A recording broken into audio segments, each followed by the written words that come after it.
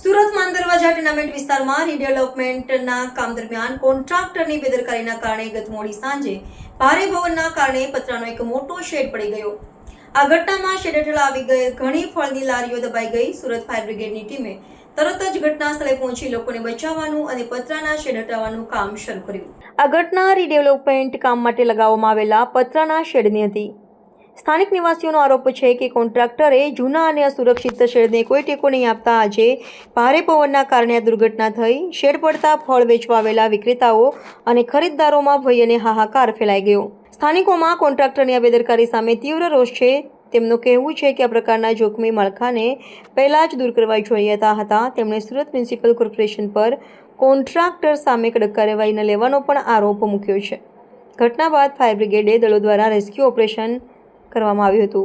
Cameraman હકીમ શેખ સાથે Wasim હાસમીનો report, આઝાદ news, Surat.